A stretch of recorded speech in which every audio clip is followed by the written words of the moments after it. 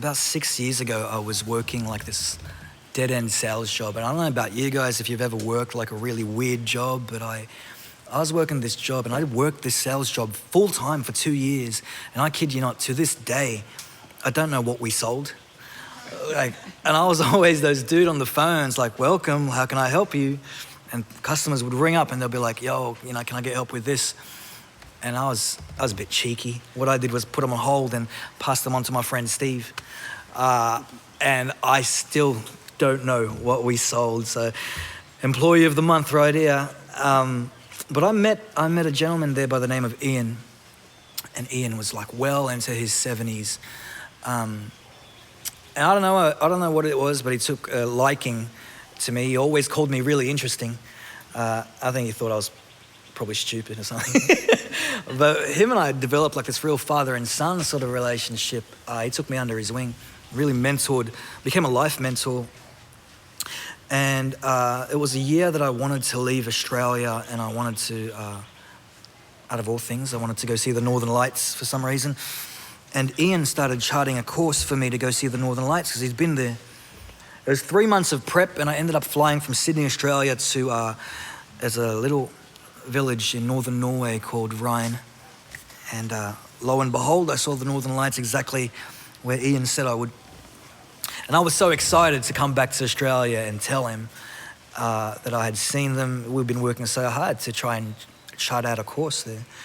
So I got back to Sydney, Australia, sat at my desk, and I got a company email, and the subject of the email was Wednesday funeral, Ian. And I read that and I was like, nah, that can't be my Ian. I hope it's warehouse Ian, because I don't like warehouse Ian. But it was my Ian, and I didn't know that for that time that I'd known him, that he was fighting cancer. And it suddenly hit me that the 3 months that we spent together charting out a course to see the Northern Lights was probably his last project.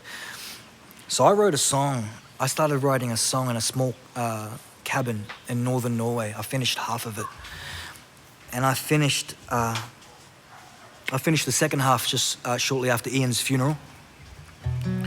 And there was one thing that Ian said to me. It was actually Ian's last words to me when I left Sydney. He says, you gotta be brave, kid, but eventually the brave will see the lights. And I remember looking at him like, that's the fucking cheesiest thing I've ever heard, man. But I'll take it. And those were his last words. You gotta be brave, and eventually the brave will see the lights. This one's called Holy.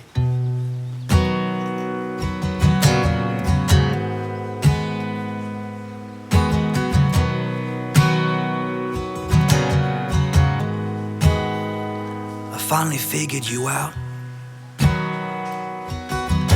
That's what she tried to tell me as I spat the blood from my mouth. She's closer than she was before, but I'm the sum of my doubts. Of my doubts. Now they're laying me down.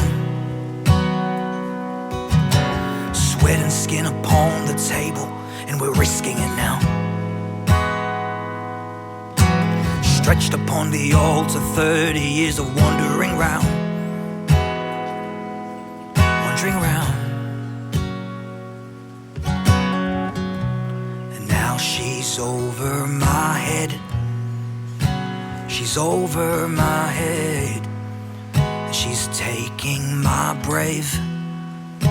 She's taking my brave. Hey.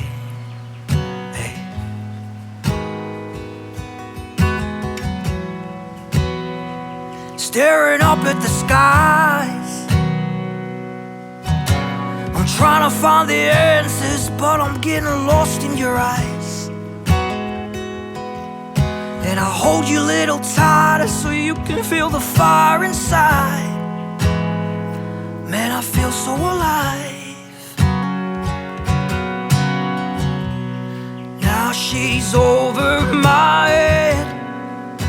She's over my head, and she's taking my brave. She's taking my brave.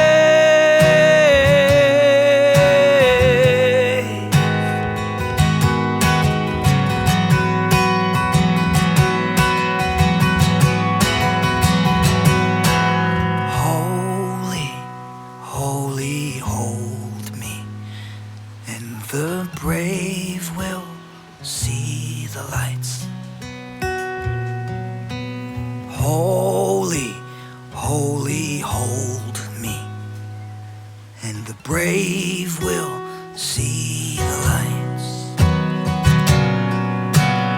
Holy, holy hold me, and the brave will see the lights.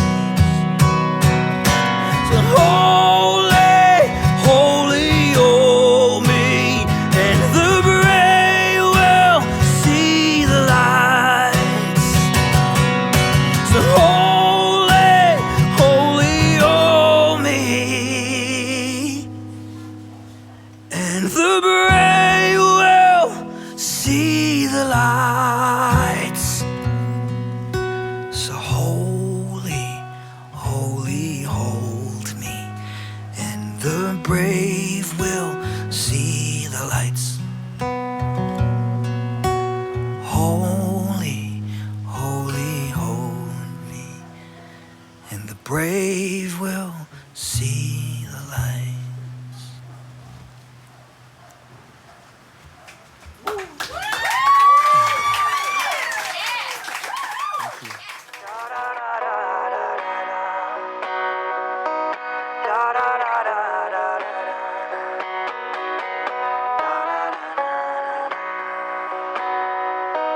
Sugarshack, I've played a show here, and I sold out a show